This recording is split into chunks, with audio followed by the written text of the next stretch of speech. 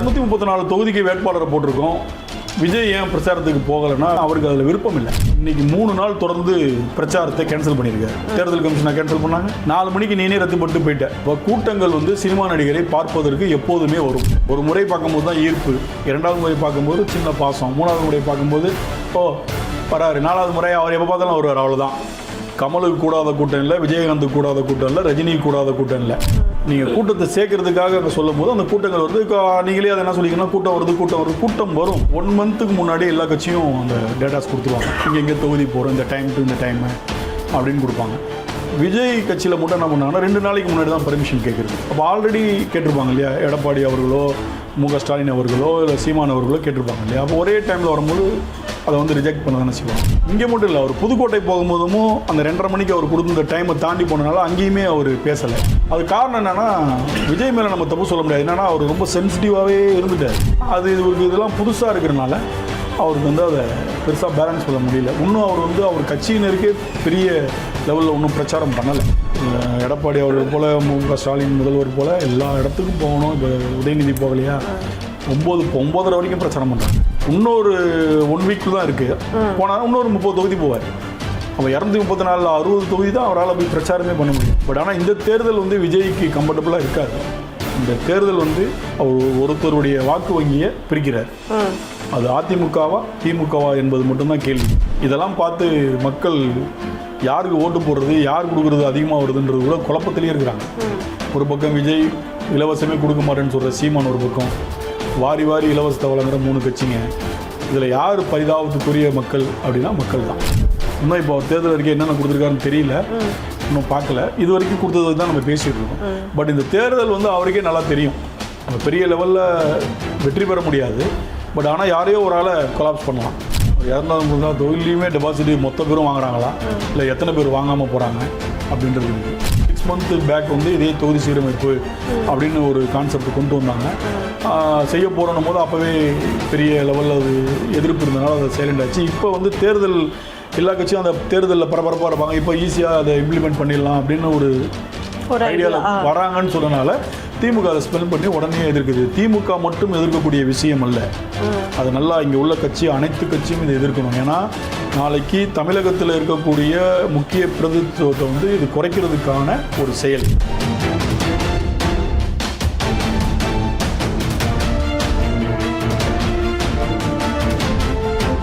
நம் தமிழ் நேயர்களுக்கு வணக்கம். நான் உங்கள் ஜெயஸ்ரீ.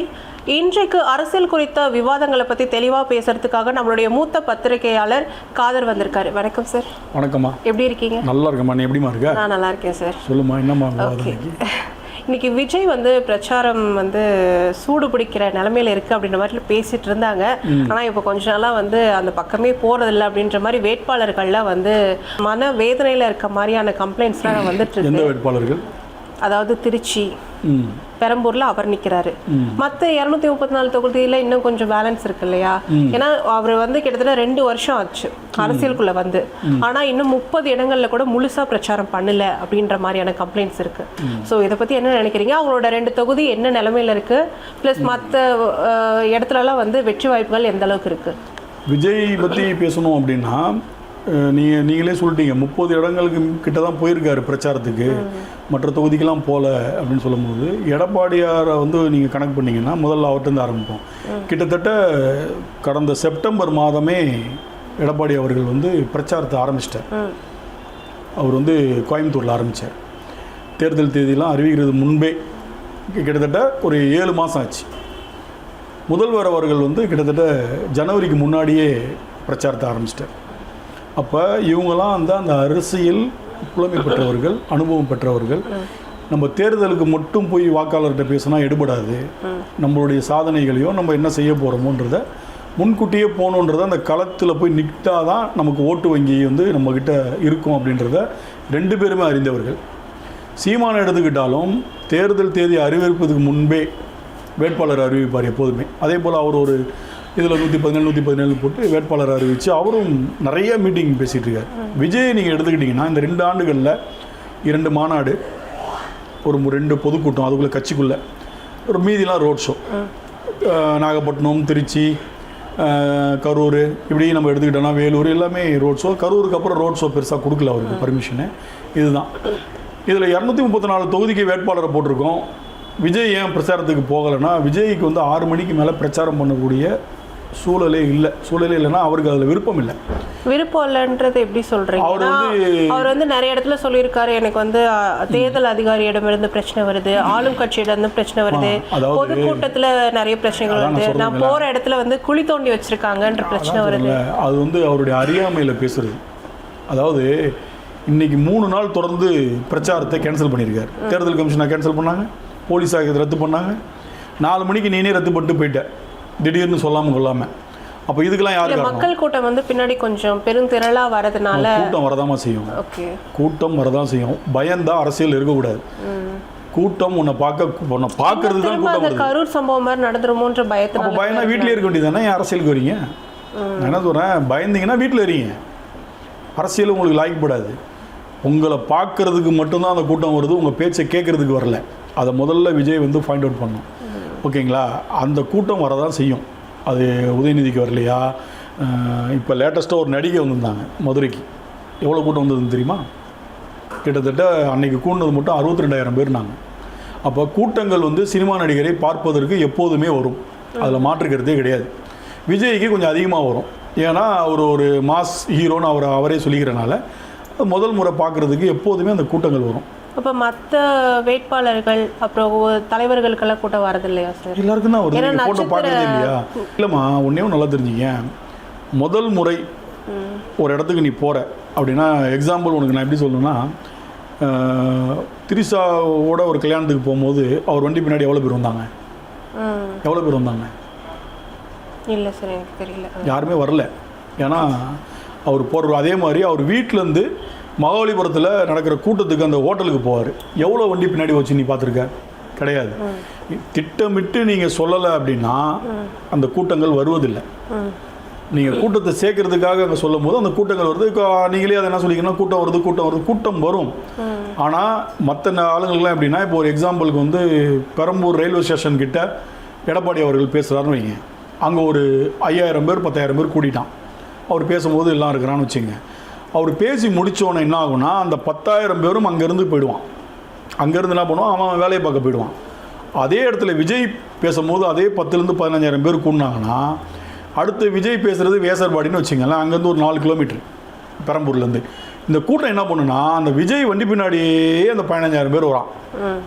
அப்போ வேசர்பாடியில் ஒரு 15,000 பேர் இருக்கும்போது என்ன ஆகுது? 30,000 பேர். அந்த கூட்டம் என்ன ஆகுதுன்னா மாசாடி. இதுதான் இது வரைக்கும் விஜய் போகிற இடங்களில் நடக்கிற விஷயம். அங்கே 10,000 பேர், இங்கே 10,000 பேர்லாம் கிடையாது. அந்த கூட்டம் அந்த வண்டி பின்னாடியே வரான். பைக்கில் வரான், நடந்து வரான், ஓடி வரான், பாதி பேரை வண்டியில் கூப்பிட்டு வந்து வேறு இடத்துல இறக்கி விட்றானுங்க. இதெல்லாம் நடக்கும். இது வந்து இயற்கையான விஷயம். விஜய் முதல் முறையாக ரோட்டுக்கு வராருன்றனால இந்த கூட்டம் இருக்கும். விஜய் ஒரே இடத்துக்கு 4 வாட்டி வந்துட்டாருன்னா அந்த கூட்டம் வராது. ஒரு முறை பார்க்கும்போது தான் ஈர்ப்பு, 2வது முறை பார்க்கும்போது சின்ன பாசம், 3வது முறை பார்க்கும்போது ஓ வராரு, 4வது முறை அவர் எப்போ பார்த்தாலும் வருவார். அவ்வளோதான். கமலுக்கு கூடாத கூட்டம் இல்லை, விஜயகாந்துக்கு கூடாத கூட்டம் இல்லை, ரஜினிக்கு கூடாத கூட்டம் இல்லை. ஓகேங்களா?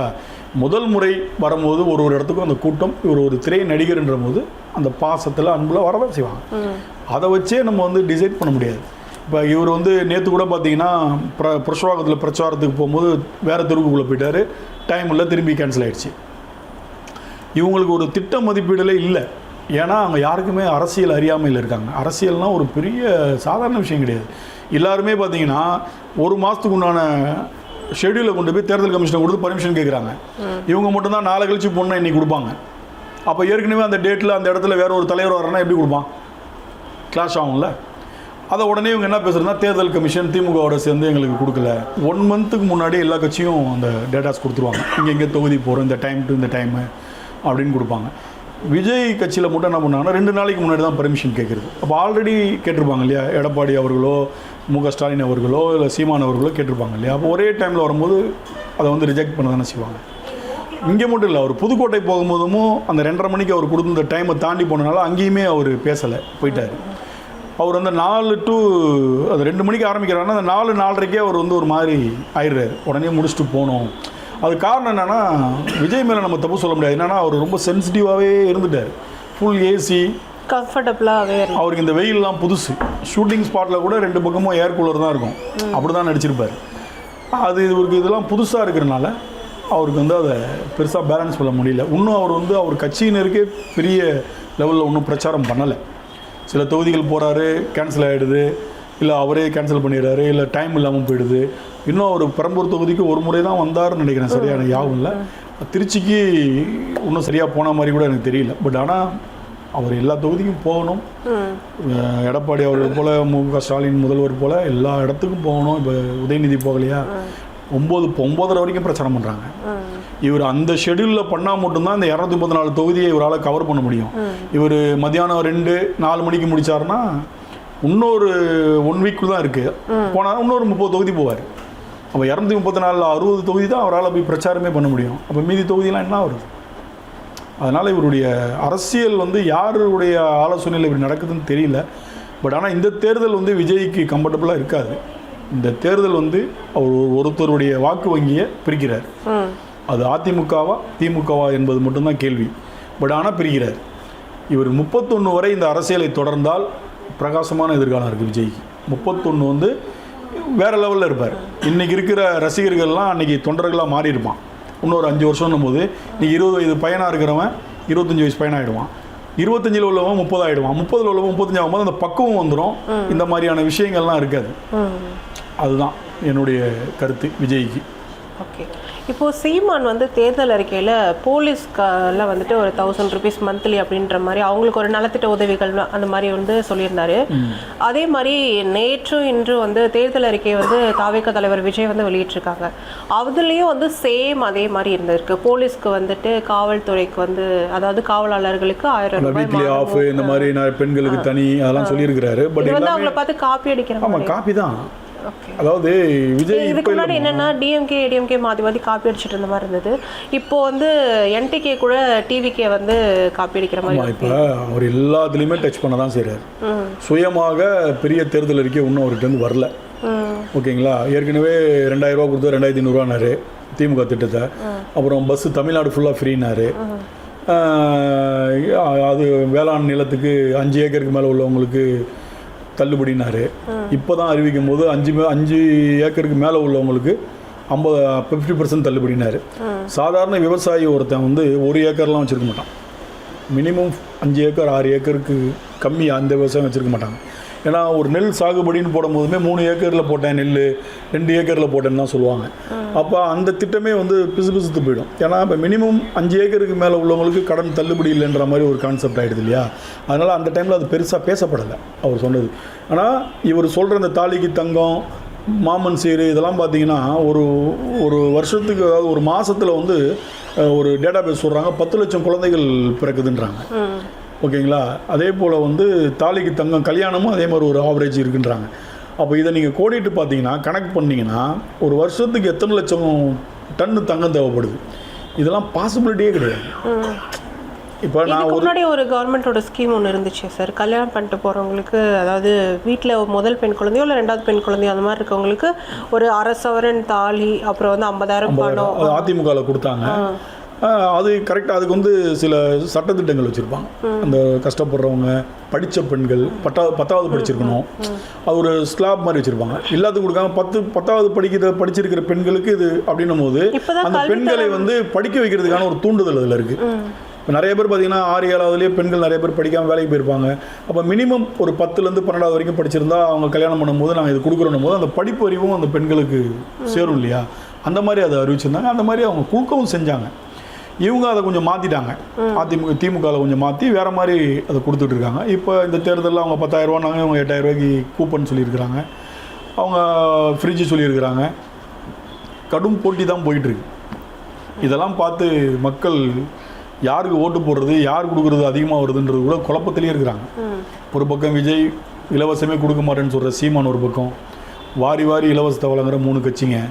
இதில் யார் பரிதாபத்துக்குரிய மக்கள் அப்படின்னா மக்கள் தான். இப்போ இலவசமே கொடுக்க மாட்டாரு ஒரு சீமான் சொல்லும்போது ஒரு டவுட் வருது. அவர் இலவசமே கொடுக்க மாட்டேன்னு சொல்றது அவருடைய கொள்கையா ஒரு நோக்கமா அது ஒரு பக்கம் இருக்கட்டும். ஆனா அதனால அடித்தட்டு மக்கள் இருக்காங்க இல்லையா, ஒரு ரொம்ப அடித்தட்டு மக்கள், அவங்களுக்கு வந்து கொஞ்சம் கூட அது பயனில்லாத மாதிரி இல்லாம இது அதையே அவருக்கு தெரியலையா இல்லை எப்படி? இல்லை சீமானுடைய அந்த விஷயம் வந்து ஒரு வகையில் ஏற்புடையது தான். ஏன்னா நீங்க இலவசத்தை கொடுத்து ஏன் நீங்க வந்து அவங்களை அடிமையாக்குறீங்க? இல்லை கொஞ்ச நேரத்தில் நீங்க சொன்னீங்க ஒரு சில கேட்டகரிஸ் வச்சிருக்காங்க அப்படின்ற மாதிரி, மேபி அவர் அந்த மாதிரி கூட ஃபில்டர் பண்ணி கூட கொடுக்கலாம்ல. இல்லை ஆனால் அவருடைய அந்த இலவசமே தரமாட்டேன் அப்படின்னு சொல்கிறத வந்து மக்கள் ஏற்றுக்கல அப்படின்ற மாதிரி ஒரு கான்செப்ட் இருந்திருந்தா ஒரே ஒரு சதவீதத்தில் ஆரம்பித்த நாம் தமிழர் கட்சி ஓட்டு வங்கி நீ 8.5% உயர்ந்திருக்காது. அப்போ அதையும் மக்கள் ஏற்றுக்கிறாங்க இல்லையா? நான் 1000 ரூபா ஓட்டு கொடுத்து ஓட்டு போடுன்னு சொல்கிறது எப்படி குற்றச்செயலோ, அதே மாதிரி நான் உனக்கு இது தரேன் அது தரேன்னு சொல்லி வாக்கு கேட்குறதும் தவறான விஷயம்தான். மக்களை வந்து அந்த ஜோனுக்குள்ளேயே வச்சுக்கிறது, அவங்கள வந்து அப்படியே வச்சுக்க ரெண்டு கட்சியுமே செய்கிறாங்க. என்னை பொறுத்த வரைக்கும் நீங்கள் இந்த இலவசத்துக்கு, இந்த ஃப்ரிட்ஜுக்கு, வாஷிங் மிஷினுக்கு, இந்த 8000 ரூபா கூப்பனுக்கு, இந்த 2000 ரூபா பஸ்ஸு மாதம் கொடுக்குறது, பஸ்ஸு ஃப்ரீ, இதெல்லாம் எடுத்துகிட்டு கல்வியையும் மருத்துவத்தையும் இலவசமாக நீங்கள் இந்த பணத்தை வச்சு நீங்கள் கொடுத்தாலே பாதி பேர் நல்லாயிருக்கும். அந்த 1000 ரூபா 2000 ரூபாலாம் நிறையா கஷ்டப்படுறவங்களுக்கு உதவியாக தான் இருக்குது. மாத்திரை வாங்குறேன்றாங்க, மாதம் மாதம் சேர்த்து வச்சு ஒரு கிராம் நகை வாங்குறேன்றாங்க. பட் மக்கள் அந்த மனநிலைக்கு வந்துட்டதுக்கப்புறம் பெருசாக அது வந்து எல்லாரும் அதான் சொல்லி ஆகணும். சீமானுடைய கொள்கை வேறு, அது அவர் தான் தெரிஞ்சு போச்சு, அவர் யாரையும் கூட்டணி போக மாட்டார்னு தெரிஞ்சனால அதை மக்கள் ஒரு மாதிரி பார்க்குறாங்க. இப்போ விஜயும் அதே குட்டைக்குள்ளே உருண மட்டை மாதிரி தான் வந்து இப்போ பண்ணிக்கிட்டு இருக்காரு. ஃபஸ்ட்டு ஆரம்பத்தில் அவருடைய ஸ்டேஜ் அவங்களுடைய கட்சிக்காரங்களாம் பார்த்தீங்கன்னா ஓசி பஸ்ஸுன்னு கிண்டல் பண்ணாங்க பிரச்சாரத்தில். ஐ மீன் ஒரு பொதுக்கூட்டத்தில் ஒரு பொண்ணுலாம் மைக்கை பிடிச்சிட்டு ஓசி பஸ் வேணுமா, வேணாம் எங்களுக்கு ஓசி பஸ் வேணாம், நல்ல பஸ்ஸு கொடுன்னு பிரச்சாரமே பண்ணாங்க. இன்றைக்கி அதே ஓசி பஸ்ஸு அப்படின்ற அவர் சொன்னால சொல்கிறேன், அது வார்த்தை ஓசின்றது தவறான வார்த்தை. பட் ஆனால் அவங்க சொல்லி அந்த மாதிரி பிரச்சாரம் பண்ணாங்க. இப்போ உங்கள் தலைவர் அதை அறிவிச்சிருக்காங்க, அதுக்கு நீங்கள் என்ன சொல்ல போகிறீங்க? இன்னும் இப்போ அவர் தேர்தல் அறிக்கை என்னென்ன கொடுத்துருக்காருன்னு தெரியல, இன்னும் பார்க்கல. இது வரைக்கும் கொடுத்தது தான் நம்ம பேசிகிட்டு இருக்கோம். பட் இந்த தேர்தல் வந்து அவருக்கே நல்லா தெரியும், நம்ம பெரிய லெவலில் வெற்றி பெற முடியாது. பட் ஆனால் யாரையோ ஒரு ஆளை கொலாப்ஸ் பண்ணலாம். அது அதிமுகவா திமுகவா அப்படின்றது தான் கேள்விக்குறி.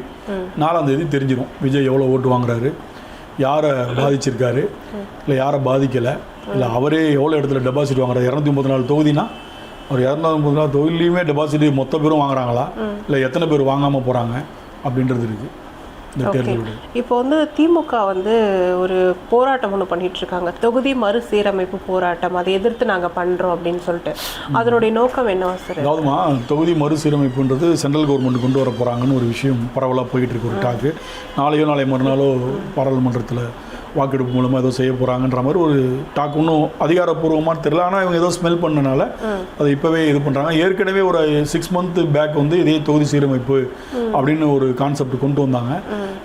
செய்ய போகிறோன்னும் போது அப்போவே பெரிய லெவலில் அது எதிர்ப்பு இருந்தனால அதை சைலண்ட் ஆச்சு. இப்போ வந்து தேர்தல் எல்லா கட்சியும் அந்த தேர்தலில் பரபரப்பாக இருப்பாங்க, இப்போ ஈஸியாக அதை இம்ப்ளிமெண்ட் பண்ணிடலாம் அப்படின்னு ஒரு ஐடியாவில் வராங்கன்னு சொன்னனால திமுக அதை ஸ்மெல் பண்ணி உடனே எதிர்க்குது. திமுக மட்டும் எதிர்க்கக்கூடிய விஷயம் அல்ல, அது நல்லா இங்கே உள்ள கட்சி அனைத்து கட்சியும் இதை எதிர்க்கணும். ஏன்னா நாளைக்கு தமிழகத்தில் இருக்கக்கூடிய முக்கிய பிரதித்துவத்தை வந்து இது குறைக்கிறதுக்கான ஒரு செயல். அப்படின்னா இப்போ ஒரு 40 தொகுதி இருக்குது, பாண்டிச்சேரியோட சேர்த்து எம்பி தொகுதி அப்படின்னு ஒரு எக்ஸாம்பிள் வச்சுக்கிட்டோம்னா இதை இன்னும் 15-20 குறைச்சிட்டாங்கன்னா என்ன பண்ணுவீங்க? அப்போ இங்கேருந்து வர 40 பேர் நமக்கு தொல்லையாக கொடுக்குறான் அப்படின்ட்டு அந்த பக்கம் மத்திய பிரதேசம் உத்தரப்பிரதேசம் இங்கெல்லாம் வந்து 80 இருக்கிறது 120 ஆகிடுவாங்க. அப்போ நம்ம ஈஸியாக ஜெயிச்சிடலாம் அப்படின்றது தான் அவங்க கணக்கு. இதை மம்தாவும் பெரிய லெவலில் எதிர்க்கிறாங்க. பிஜேபி ஆளுகின்ற மாநிலத்தை தவிர்த்து மற்ற எல்லா மாநிலத்திலும் இதை பெருசாக இருக்காங்க. அதில் திமுக இங்கே மிகப்பெரிய லெவலில் எதிர்க்கிறாங்க, போராட்டம் பண்ணுறாங்க. இதை வந்து எடப்பாடியும் முன்னெடுக்கணும், விஜயும் முன்னெடுக்கணும், சீமானும் முன்னெடுக்கணும், எல்லாருமே முன்னெடுக்கணும். ஏன்னா அவங்களுடைய உரிமையும் இதில் பறி போகிறது அவங்களுக்கு புரியாமல் இருக்காங்க. அதனால அது ராகுல் காந்தி கூட குற்றச்சாட்டு வச்சிருக்காரு. எதிர்கட்சிகள் எல்லாமே இதை எதிர்க்கிறாங்க, அவங்க கூட இருக்கிறவங்க மட்டும் தான் அதை எதிர்க்கல. சரி, இவ்வளோ நேரம் வந்து ரொம்ப பொறுமையாக ரொம்ப நிதானமாக அரசியல் குறித்த விவாதங்களை பற்றி பேசினதுக்காக ரொம்ப நன்றி. இதே மாதிரியே உங்களை இன்னொரு நிகழ்ச்சியில் வந்து சந்திக்கிறேன். நன்றி, வணக்கம்.